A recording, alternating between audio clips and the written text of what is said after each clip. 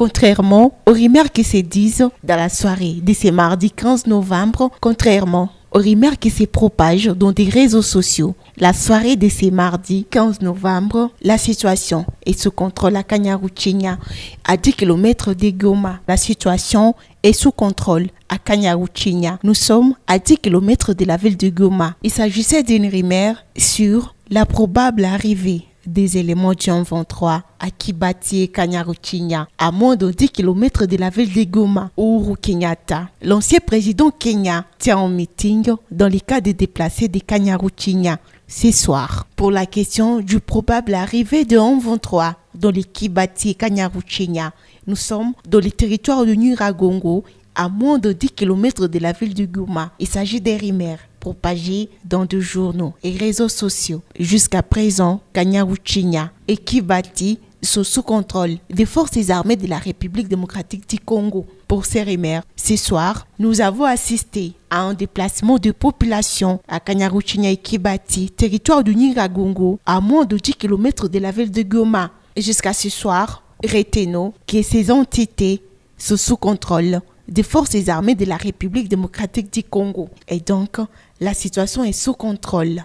Après un calme précaire, observé sur toutes les lignes de front en territoire de Rutshuru, nous sommes au nord Kivu, à l'est de la République démocratique du Congo. C'est mardi, en territoire de Rutshuru, nous sommes au nord Kivu, à l'est de la République démocratique du Congo. Depuis la matinée de ce mardi, on nous signale, depuis cet après-midi, des combats entre les forces armées de la République démocratique du Congo et les 1-23. Une situation confuse sur la ligne de front de Kibumba.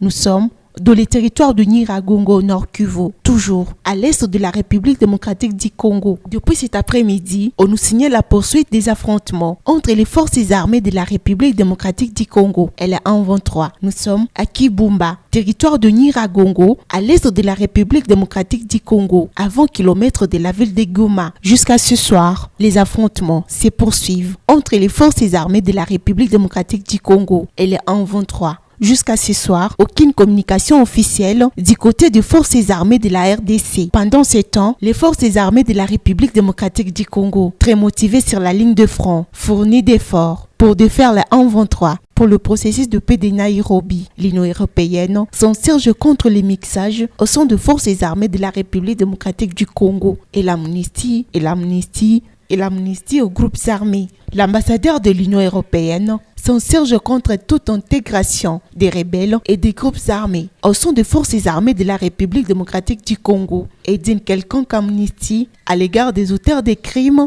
dans la partie orientale de la République démocratique du Congo.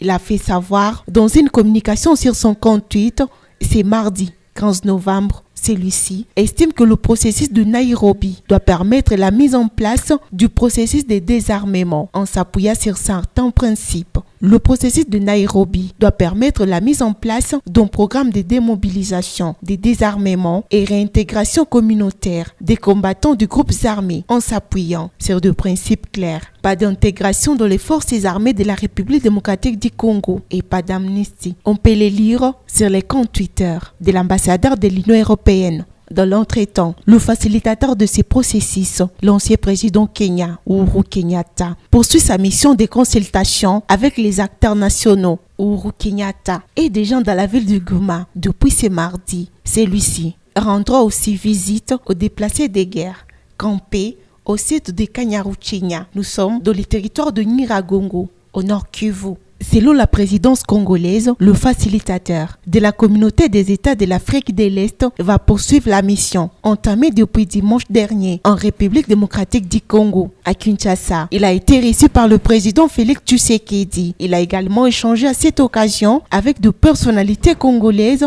dont le président de l'Assemblée nationale, du Sénat et le Premier ministre, et d'autres ministres congolais. L'ancien président Kenya, Uhuru Kenyatta, a eu également des discussions avec la MONUSCO et les diplomates accrédités à Kinshasa.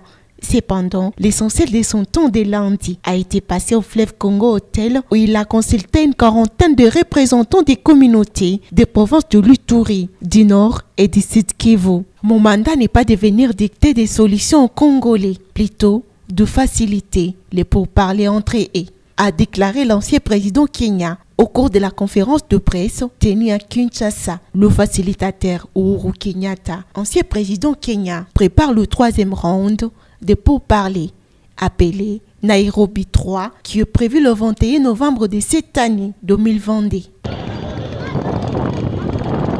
Hapa kabisa Kanyaruchinya ni hatari, wasoda wanaanza kimbia na population yote inaanza kimbia.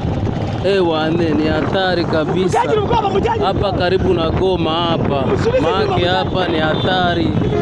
Wane tuombe Mungu tuju, wasoda wanaweza tokea kule Kanyaruchinya Kibati, bako nakimbia kwa moto hatuona shari zetu kama zimerudia na hatuona magari kazi narudia.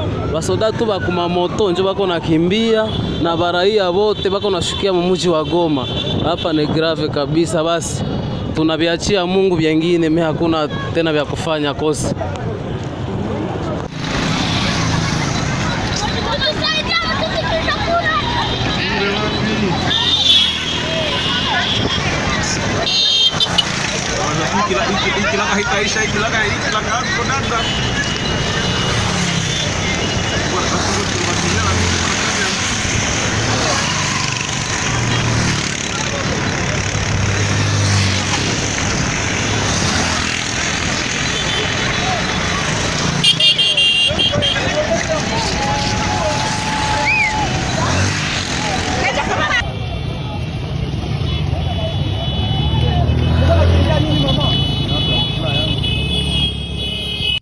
L'armée rwandaise et ses alliés du M23 ne cessent chaque jour qui passe de lancer des assauts sur nos différentes positions qui se trouvent à Kibumba.